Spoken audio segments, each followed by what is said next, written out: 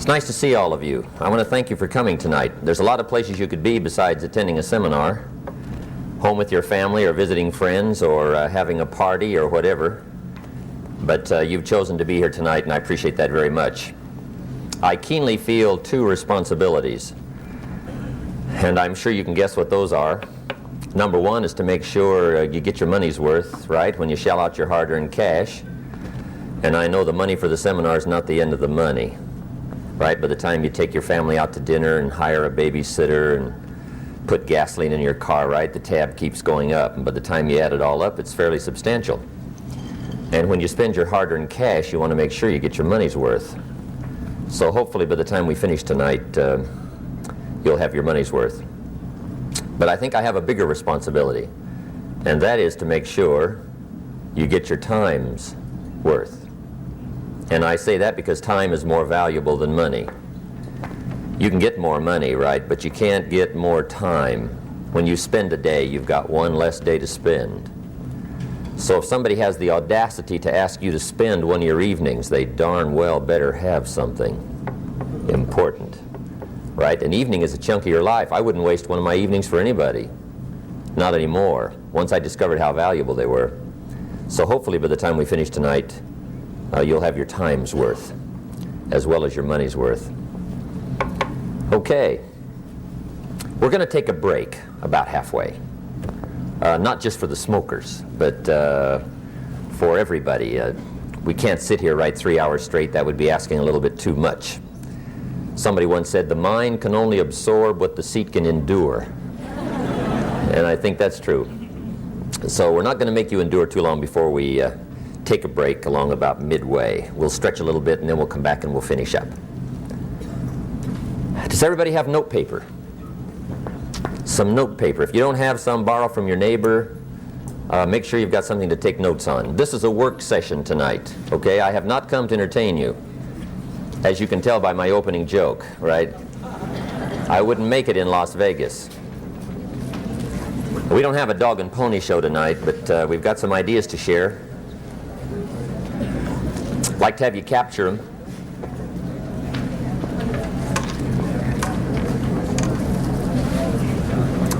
Also, if there's several members of one family, my suggestion is all of you take notes. One will capture what the other one might miss, and that way you'll come up with a more complete set.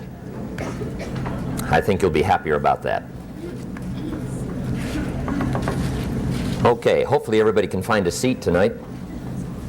It's kind of jammed in here. Do we have any teenagers? Teenagers, 19 years or younger, would you stand up? No cheating on this now. 19 years or younger, stand up wherever you are. All over the audience. Let's give them a hand. Hey, nice to see you. Thank you very much. I'm always flattered when the kids come. I've got a good story for you. Two little boys in school. One was very bright, the other one wasn't very bright. The teacher gave a test one day, 10 questions. And she's looking at the papers. To her surprise, the little boy who isn't very bright has answered 9 of the 10 questions. Perfect. And the teacher thought, well, that can't be right. He's not that smart. So she looked at the other paper. The little boy who was very bright, he had answered 9 of the 10 questions perfect. The teacher thought, well, something's wrong. And sure enough, the answers to the 10th question was the problem. The little boy who was very bright, when he got to the 10th question, he didn't know the answer, and he was running out of time, so he just wrote down, I don't know the answer to this one. Turned his paper in. Teacher looked at the other paper, little boy who wasn't too bright, and he had answered the 10th question, I don't know either, and turned his in.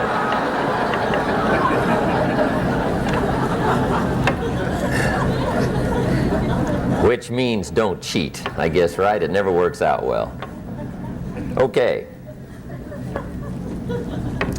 The ideas I want to share with you tonight, I started listening to at age 25, at a time in my life when I needed some additional ideas to help get my life straightened out and headed in a little better direction. I got off to a pretty good start up in Idaho farm country, where I was raised, southwestern corner of Idaho, little community of 4,000 or 5,000 people. In fact, my parents still live in the same little community where I was raised. I was just up to visit them last week. And they're doing extremely well. My father's 79, my mother's 73. And they're still very busy, very healthy, got all kinds of projects going. Unbelievable. Land development, they're making money. I can't believe them. They've been a great example for me. They bought some property not long ago, signed up for a 30-year loan. I got to be impressed. I was up to visit them last year. We had a big party one evening, lasted till about 2 o'clock in the morning, celebrating. And it was time to celebrate. My parents had bought gold at $125, and they were cashing in a big share of it at $680. And if you get to buy at $125, cash in at $680, you got to celebrate. So celebrate we did. But anyway, that's where I got started. I went to high school and graduated. I went to college for a year and a half, and I quit.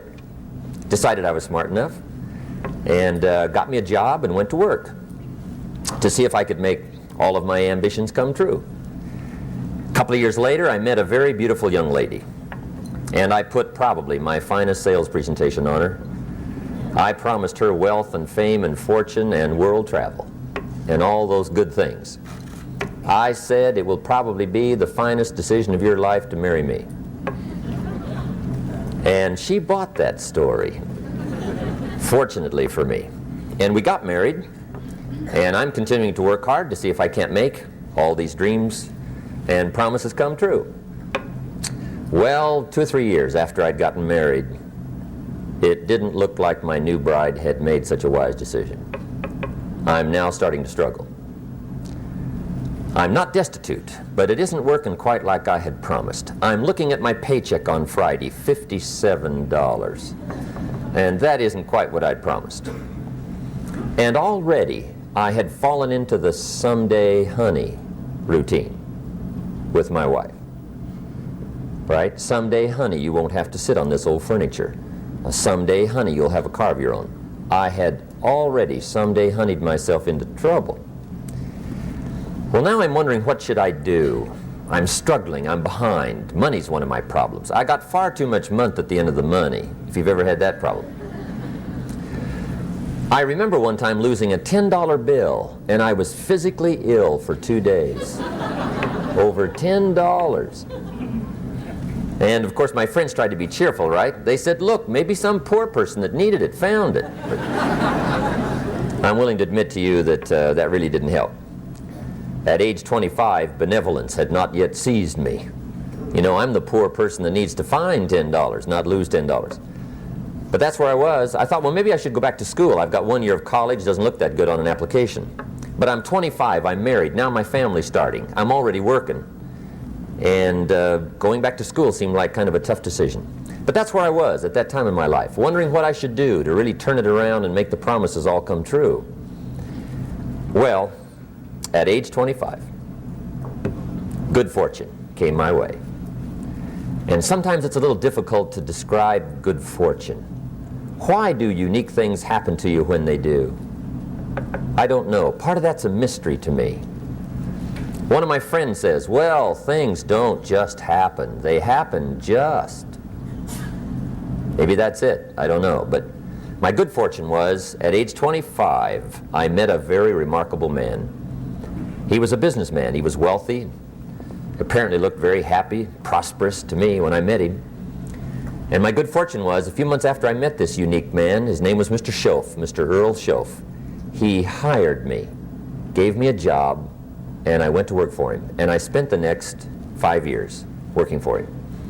And during that 5-year period, Mr. Schoaf shared with me his ideas that helped to change my life. Unfortunately, at the end of that 5 years, Mr. Schoaf died. But I did get to spend 5 years with this very remarkable man. And the best thing he gave me during that period of time was not a job. The best thing he gave me was the benefit of his philosophy. How to be wealthy, how to be happy. And his ideas worked for me. Then about 16, 17 years ago, I was living in Beverly Hills. And I was going through all the notes that I'd gathered up during that period. In fact, that's one of the major things Mr. Schoaf taught me. Take good notes. Don't miss anything. Don't make your mind a filing cabinet trying to remember everything. Jot it down. If you hear a good sermon, take notes. If you read a good book, take notes. If you hear something good, jot it down. If you think something good, put it on paper. Then you can go over it. Repetition is the mother of skill. And someday those ideas, if you repeat them often enough, they'll take root and start to grow. And someday they'll show up in your bank account, and your personality, and your language, and your dress, and your lifestyle. So he got me hooked on taking notes, and I did during that time, and I've taken them now all these years. And on this particular day, I was going through all those journals, and the idea occurred to me, why don't I share this with other people? I've used it to build some of my other companies, but I'd never shared it with the public. And I thought, well, that'd be an intriguing idea. See if I could put into words my feelings and my ideas that helped me to make major changes. So I thought, well, I might as well try it. So I put the material together that I thought was the most important, and 17 years ago, at the Beverly Hilton Hotel in Beverly Hills, a few blocks from where I lived, I gave my first seminar. And fortunately, tonight, you are not in on my first seminar. I struggled. It really wasn't quite that good. In fact, I'm willing to admit now it was so bad. If I hadn't have been conducting it, I'd have gone home. Right? That's how bad it was. But when you're doing them, it's hard to leave. But anyway, I struggled through it, did the best I could, and decided, well, I'll try it again, see if I get any better. Sure enough, I got a little more comfortable with making the presentation. And then I got invited other places to share my story, my ideas. And little by little, it started to grow. And finally, now it's become my major enterprise. I've arranged my other business affairs so I can spend most of my time now doing what I really like to do, and that's share ideas, talk about things that matter with people who care. And now the seminar's been translated in several languages, so I get to travel to other countries and share my feelings and my ideas with other people around the world. And tonight, I find myself in Anaheim, and I'm pleased to be here. What I would like to do is to share with you what I think made the major difference for me. I don't claim to have all the answers for doing well, but I've got some that worked for me. And what I would like to do is pass it along to you. That's the purpose of the seminar tonight, for you to pay your money and spend some of your time to be here, is to see what you think of my ideas. Just capture them, take them home, and edit them as much as you wish. Throw out what you don't like, try what you do like, and see what happens. But give me your attention for the next little while, and let's go through the ideas that I think the major things that help me to really make the changes in my life. Okay. Let me give you the table of contents first. I'm going to cover 5 subjects. Let me give you those 5, and then we'll come back and take them one at a time and we'll go through them. Okay, the first subject is personal development, which is the best place to start, right? If you don't start there, nothing much is going to happen. Here's the big challenge of life. You can have more than you've got because you can become more than you are. That's the challenge. And of course, the other side of the coin reads, unless you change how you are, you'll always have what you got. I have found in my experience that income does not far exceed personal development. Now, sometimes income takes a lucky jump, but sure enough, unless you grow out where it is, it'll usually come back where you are. Life has strange ways. If somebody hands you $1 million, best you become a millionaire quickly, so you get to keep the money. Otherwise, sure enough, it'll disappear. Somebody once said, if you took all the money in the world, divided it up equally among everybody, it would soon all be back in the same pockets. Incredible. Success is something you attract, not something you pursue. Success is looking for a good place to stay. So instead of going after it, you work on yourself. Personal development. See, the major question to ask on the job is not what are you getting. The major question to ask on the job is what are you becoming? See, the big question is not what am I getting paid here. The big question is what am I becoming here?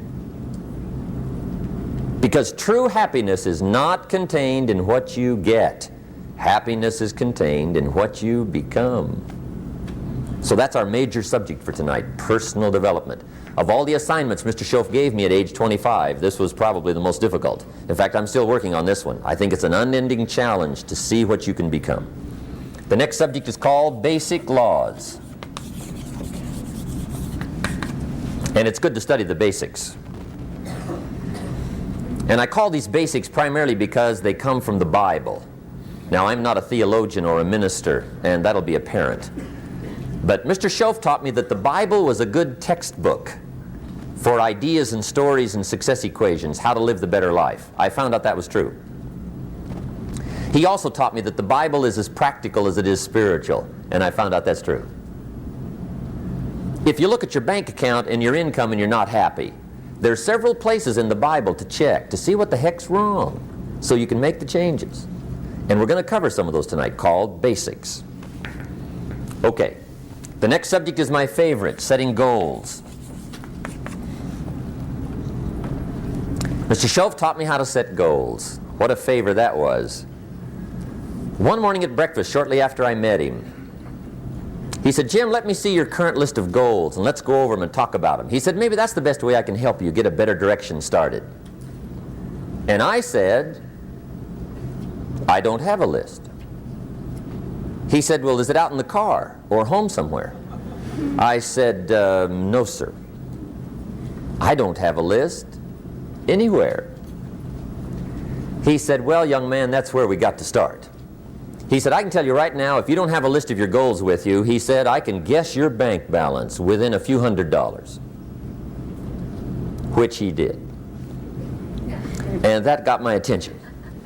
I said, "You mean my bank balance would change if I had a list of goals?" He said, "Drastically." That day I became a willing student how to set goals. And sure enough, learning how to set goals changed my life. And I often wondered why no one had ever taught me how to set goals up until age 25. I went to high school, but if they offered it, I missed it. I went to college for a year, never heard it. I worked for Sears. Really. And to my knowledge, Sears never taught it. Right? How to set goals. So here I am, age 25, married, my family's starting, I've been to college, I'm working, and I still don't know how to set goals. But fortunately, when I was 25, I met the man who taught me how, and it revolutionized my whole life.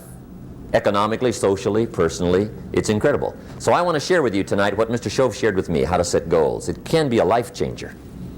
Okay. The next subject is the negative part of the seminar. Life is part negative, so we got to talk about the negative. And this subject is called diseases of attitude.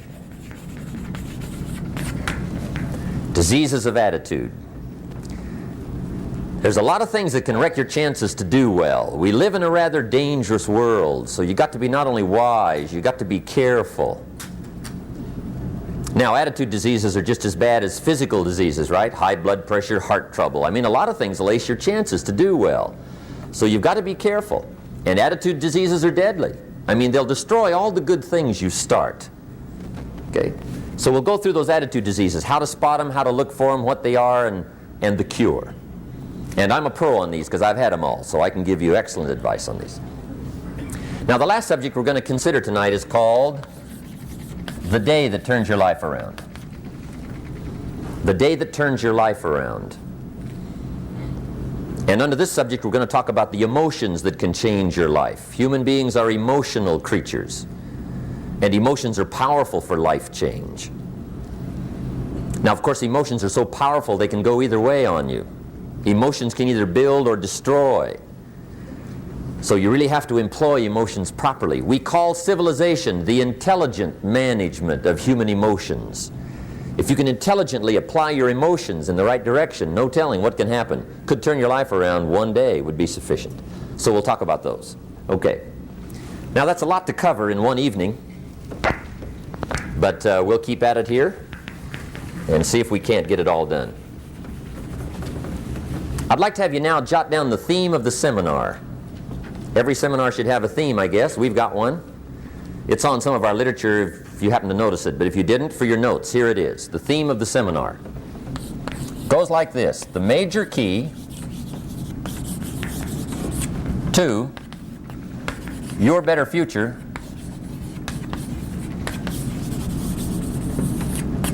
is you. That's the theme of our seminar tonight. The major key to your better future is you. And I'd like to have you underline 2 words just to give it some added punch. Underline the word major and the word you, so that it reads, the major key to your better future is you. Now, my first suggestion is transfer this to a card or something where you can put it up, where you can see it every day. Preferably put it up where you can see it at the beginning of the day, before you go off to put the day together. This is a good phrase just to glance at, to keep in mind as you're putting the day together. It's called the silent seminar.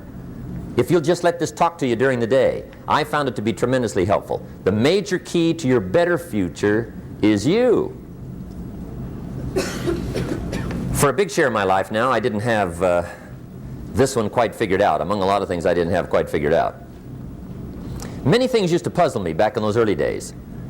I used to wonder why 2 people could work for the same company, one make twice as much money. Now see, that used to puzzle me. And maybe they were the same age, graduated from the same school, live in the same community, work for the same company, with the same products and the same services. They've got the same traffic, the same problems, and one makes $1,000 a month, the other one makes $2,000 a month. Now that was my puzzling question. Why would this long list be the same and the money twice as much? I asked, what's the difference between $1,000 a month and $2,000 a month? And I don't mean $1,000 a month, right? I could figure that out. But what makes the difference? Why would one person do twice as well, 3 times as well? Speaking economically. Now, I know there's more than one way to do well. I understand that. But in this little narrow area called compensation, what's the difference? Well, back then, with my faulty thinking, I'm trying to reason it out. I thought, well, maybe time makes some of the difference, right? Some people do better because they have more time. I used to say, Harold ought to be able to do well. He's got a lot of time. If I had all of Harold's time, I could do well. Now, that's got to be dumb, right? Number one, you can't get somebody else's time. A guy says to me one time, he says, you know, if I had some extra time, I could make some extra money. I said, then forget it. There isn't any extra time. Hey, when the clock strikes 12 midnight, that about wraps it up, right? I mean, you can look around the gongs there for a little more, but it's over. You say to the guy, what are you doing? He says, I'm looking for extra time. See, they'll come and take you away, right? There isn't any more time. Now, if you can't get more time, which you can't, what could you get more of that would make a difference in economic results? And here's the key word. Make it a part of your notes. We're going to consider it tonight. The word is value. And I have a little phrase for your notes. Value makes the difference in results. Value makes the difference.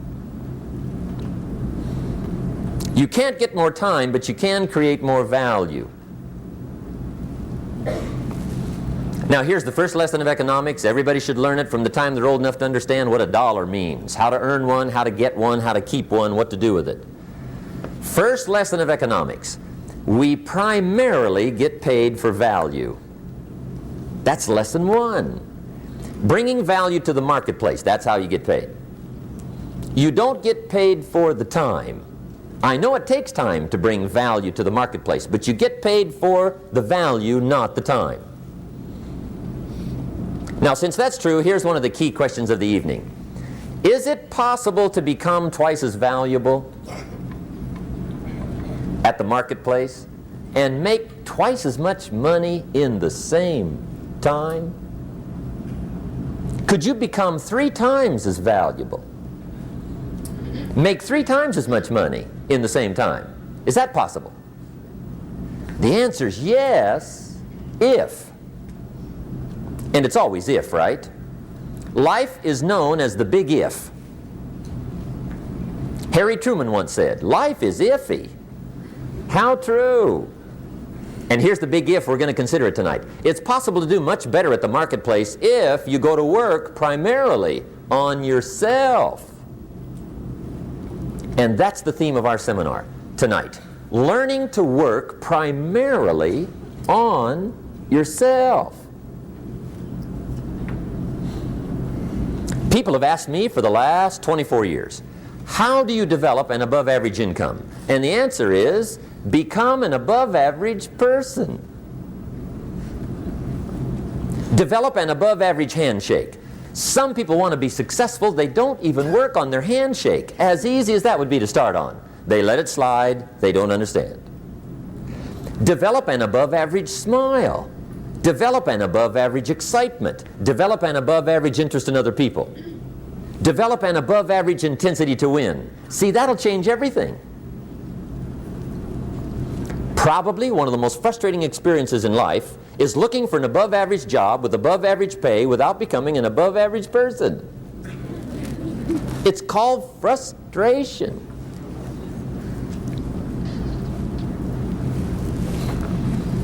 And Mr. Schoaf gave me probably the greatest clue he gave me when I first met him. He said, Jim, if you want to be wealthy and happy the rest of your life, just learn this lesson well. He said, learn to work harder on yourself than you do on your job. That was it. The beginning of the philosophy that helped to change my life. Work harder on yourself than you do on your job. When he said that, I suddenly understood why I was broke. I was a hard worker on my job. If anybody would have asked me, age 25, Mr. Rohn, are you a hard worker? I'd have said, yes, I'm a hard worker. Check my record.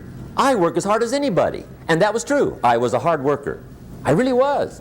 But see, that was my problem. I was working hard on my job, but I wasn't working hard on myself. And that was my reason for lack of progress. Some people look for more money, but they look for it in the wrong direction. The guy says, I need more money, I'm going to go work on my boss. Well, number one, bosses are notorious. They do not play fast and loose with the company till. I've never seen a boss get excited and triple somebody's wages, right? I mean, they don't behave in such an irrational manner. So see, that's not what you work on. Some people say, well, I'll go on strike for more. Well, big deal. The problem with that game is, once you start it, it's never over. You'll always have to strike. And I'll tell you what you get by demand. Little bitty pieces. Barely enough. And now inflation beats that game, right? The guy demands 10%. Inflation's 12. He's behind 2. Right? I mean, it never ends. So see, that's not the key to success. Maybe survival, but not success. The guy in sales says, I've got it. I'll get me some of those books that teach you the tricky sales. And I'll go leap upon my prospects, dazzle them with my sales footwork, grab their money before they know what's happened. Well, you can play those kind of tricks if you want to. My observation shows the last 24 years, you wind up at the bottom of the economic ladder, not the top. See, it's not what you get by tricks. It's not what you get by demand. It's what you get by performance that counts. So that's one of the key phrases of the evening. It's performance that counts. And I discovered this. Performance comes from inside, not outside. For a share of my life, I'm looking for the answers to do well outside. Found out they were inside.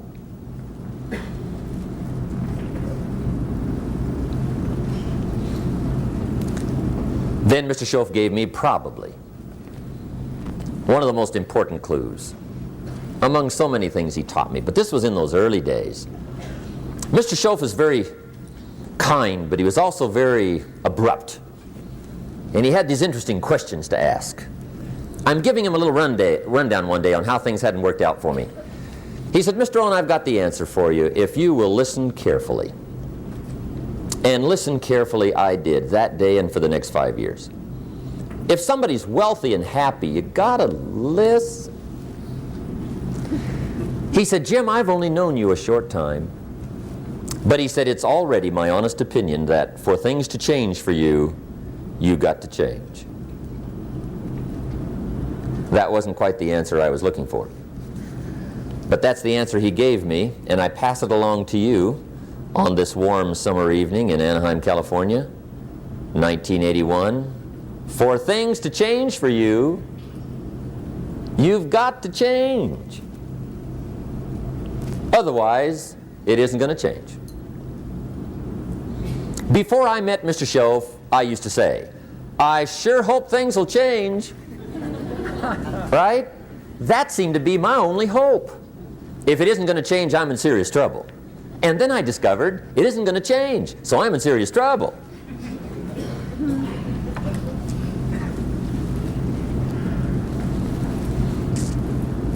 See, I can tell you what the 80s are going to be like. You have dropped into the right place.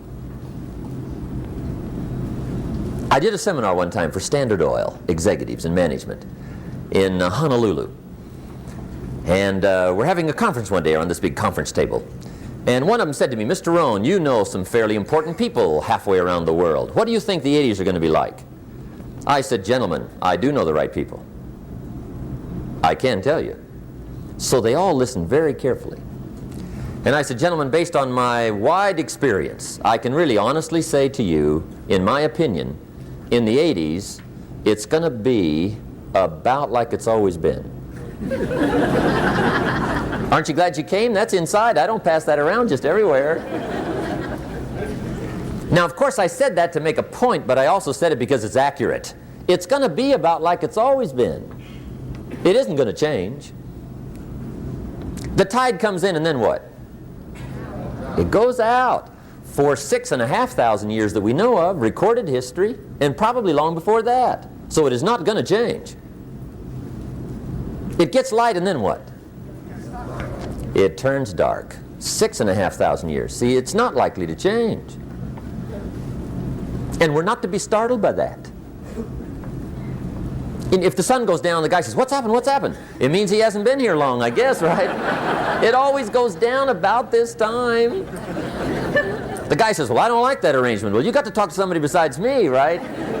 It gets light, then it turns dark. In rotation, the next season after fall is what? Winter. Pray tell, how often does winter follow fall? Every year regularly for the last 6,500 that we know of. See, it is not going to change. Now, some winters are long, and some are short, and some are hard, and some are easy, but they always come right after falls. It isn't going to change. Sometimes you can figure it out, sometimes there's no way to figure it out. Sometimes it goes well, sometimes it gets in a knot. Sometimes it sails along, sometimes it gets in reverse. See, that's not going to change. The last 6,000 years reads like this: opportunity mixed with difficulty.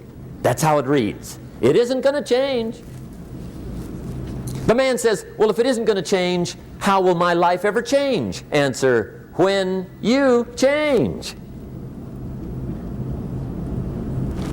And whether I'm talking to high school kids or business executives, my message is always the same. And it goes like this: the only way it gets better for you is when you get better.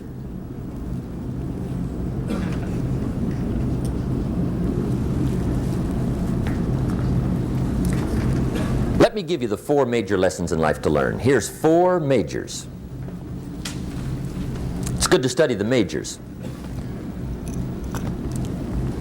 In our weekend seminar we teach. Some people don't do well because they major in minor things. You've got to be on the lookout. At the end of every week, end of every month, you've got to check, make sure you're not spending major time on minor things. Okay, we go through that whole series. Majors and minors. Now, let me give you 2 phrases before we get to the 4 majors. This will set it up and you'll see where I'm going. 2 key phrases for your notes. Here's the first one. Life and business is like the changing seasons. That's the first phrase. Life and business is like the changing seasons. One of the best ways to describe life, it's like the seasons. Frank Sinatra sings, life is like the seasons. Now here's the second phrase. Very important. You cannot change the seasons, but you can change yourself. You can't change the seasons, but you can change yourself. And see, that's how life gets better for you, not by chance, but by change. Now, here's the 4 major lessons in life to learn. I've got my first book finished, came out a couple of weeks ago. This is in it, the 4 major lessons in life to learn. Here they are. Number 1, learn how to handle the winters. That's lesson 1. They come right after falls, with regularity. Some are long, and some are short, and some are hard, and some are easy, but they keep coming. You must learn to handle the nights. They come right after days. You must learn to handle difficulty. It comes right after opportunity. You must learn to handle recessions. They always follow progressions for the last 6,000. See, it isn't going to change. The lesson you must learn is how to handle it. And there's all kinds of winters, right? The winter when you can't figure it out. The winter when it all goes smash. The winter when it turns belly up. The winter when it won't work, when you've run out of money and you've got a broken heart. See, those are winter times. There's all kinds. Economic winters, social winters, personal winters. When your heart is smashed in 1,000 pieces and the nights are unusually long, your prayers seem to go no higher than your head. It's wintertime. Barbra Streisand sings, "It used to be so natural to talk about forever, but used to be's don't count anymore. They just lay on the floor till we sweep them away.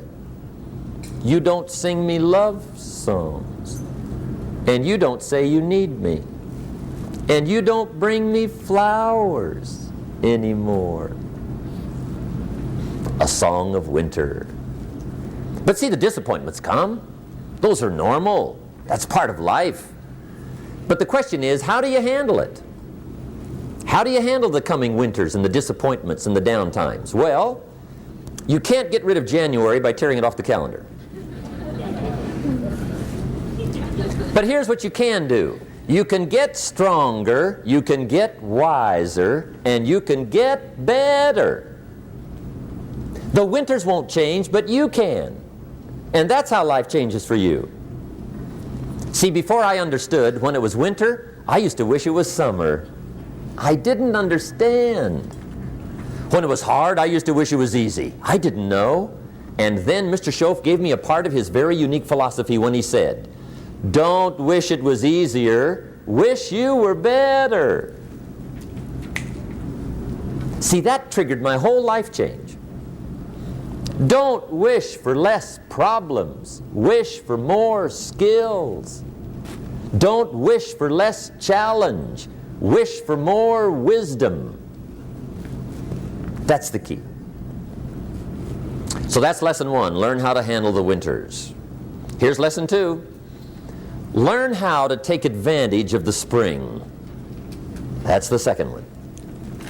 Spring is called opportunity.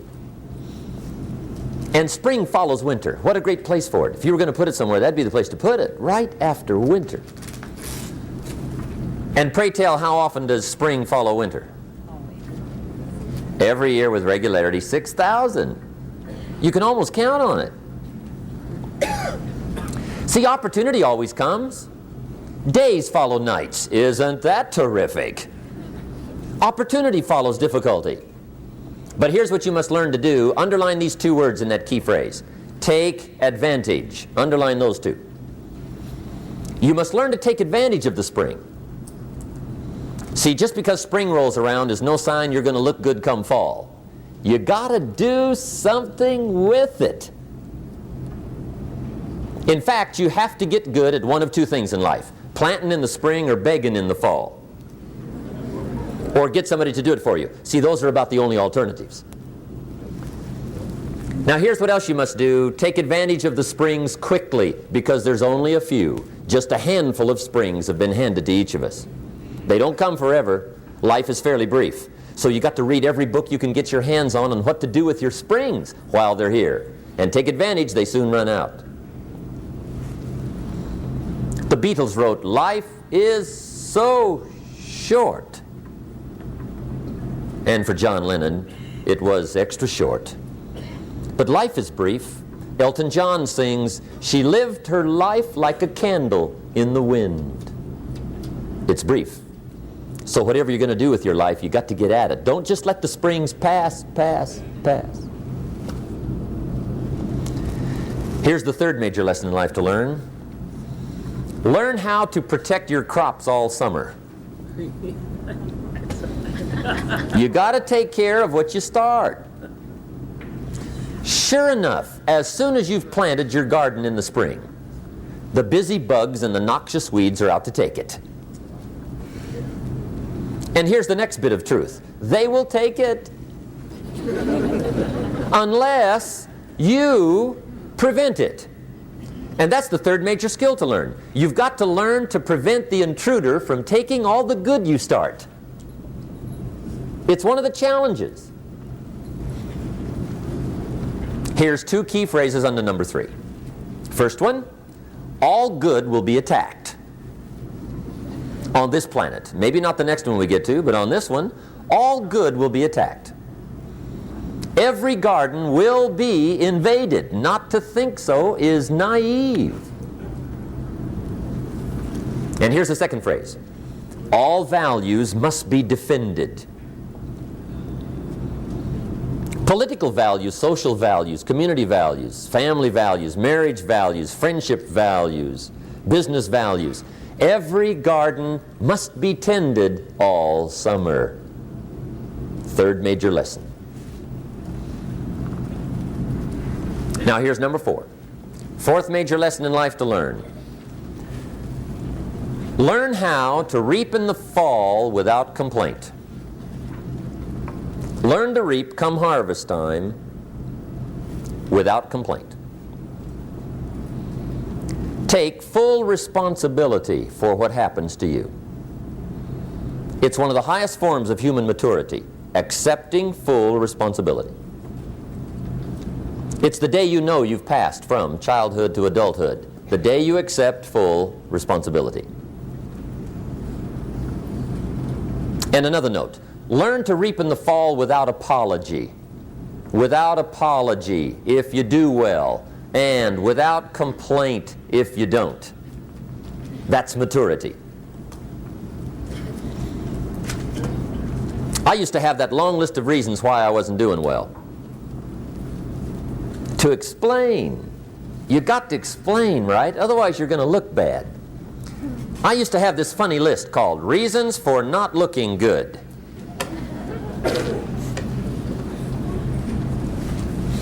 I used to blame the government. I mean, you can believe that or not. It was at the top of my list. I had a lecture second to none. The government. That was on my list. I used to blame taxes. Look what you got left after they take everything. And they expect you to do well. That was on my list there.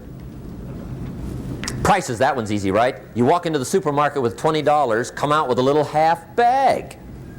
So I had that on my list. I used to blame the weather. I blamed the traffic. I used to blame my car. I blamed the manufacturers. I used to blame the company. I blamed company policy. I used to blame the training program. I blame my negative relatives. They were always putting me down. I blame my cynical neighbors. They're just selfish, looking out for themselves. Won't loan you money? They were on my list.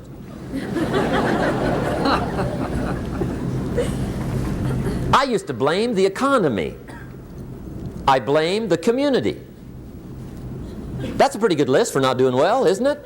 I thought it was good. I'll never forget one day, Mr. Schoaf was very kind, but he was also very blunt, and this was no exception.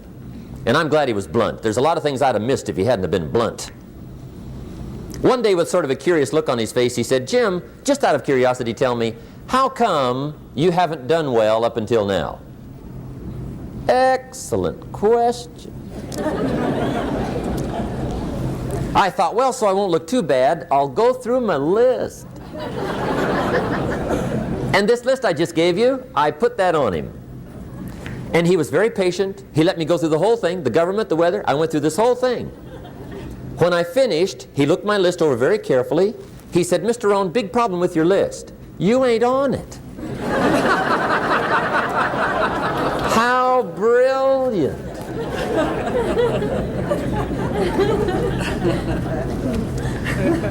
When I went to work for him a few months later, I learned very quickly to tear up my list, reasons for not doing well, and I threw it away. And I got me a fresh piece of paper. And I put one word on it. Me. There's a Black Heritage spiritual that says it's not my mother nor my father, nor my brother nor my sister, but it's me, oh Lord, standing in the need of prayer. See, I used to blame everything outside. And then let me give you a little philosophy that helped turn my life around. For your notes, here it is. It's not what happens that determines the quality or the quantity of your life. It's not what happens. And the reason is because what happens happens to about everybody. No different. The sun went down on all of us last night. A common event, a happening. And I found out that the same things can happen to two different people. One gets rich and one stays poor. Why is that? It's because it's not what happens, but rather it's what you do that changes everything. So that's a key phrase. It's not what happens, it's what you do. What happens is about the same. You might put that in parentheses here. Same. What people do, that's what's different. Anything can happen, right? Everything can happen. I've heard all the stories. I've been one of the stories. Hey, we could all tell stories all night long, right? Happenings. Anything can happen. Have you heard of Murphy's Laws? Anybody here heard of Murphy's Laws? Okay, most of you have. Murph had these laws. One of them was, if anything can go wrong, it will. That's one of Murphy's laws. He was not one of the great positive speakers of the day. But anyway, it's still true though, right? Anything can go wrong, everything can go wrong. For sure. I've fallen out of the sky so many times. Once to the tune of a couple of million. Devastating. Took me a while to survive that one. Now, it wasn't all that much, but it was all I had. Right? I mean, that's when it's much, right? When it's all you got. If you got 3, 2 go, you got 1 left, you ain't looking that bad. But when it all goes. Has anybody been there when it all went? Anybody? Come on, the rest of you liars. Go ahead. Hey, we've all been there, right? When it all went. Of course, it used to be a long time ago, right? When you ran out of money, got to 0, you were all through. Heck, now you can whistle right on by 0, right? I mean, they will bury you. That's what they will do.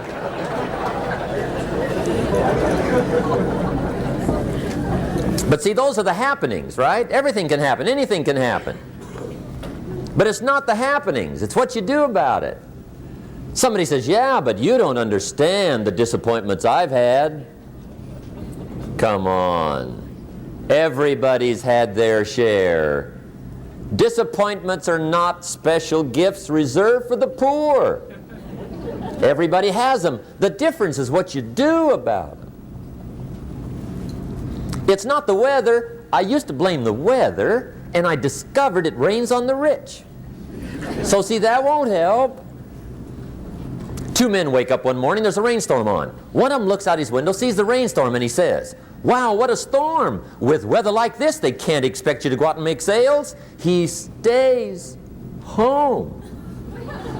Same morning, the other guy looks out his window, sees the same storm, says, wow, what a storm. But he says, you know what, with weather like this, what a great day to go out and make sales. Most everybody will probably be home, especially the salesman.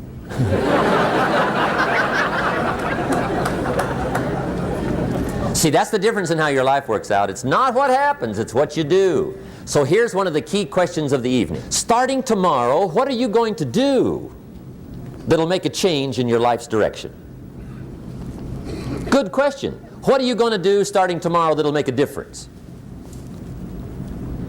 Now see, if you don't do something starting tomorrow that'll make a difference, guess what?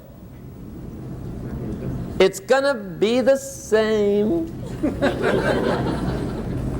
And see, that way you can guess what the next 5 years are going to be like. Look at the last 5. Because the next 5 are going to be like the last 5 unless you, major key, tomorrow, change it all. Or change a little, or change something, or don't change. It's choice time. You can do whatever you want. But it's nice to know any day you wish you can change your whole life. What can you do starting tomorrow that'll make a difference? Good question. What can you do with economic chaos, massive disappointment? What can you do with a broken heart? What can you do when it won't work? Good question.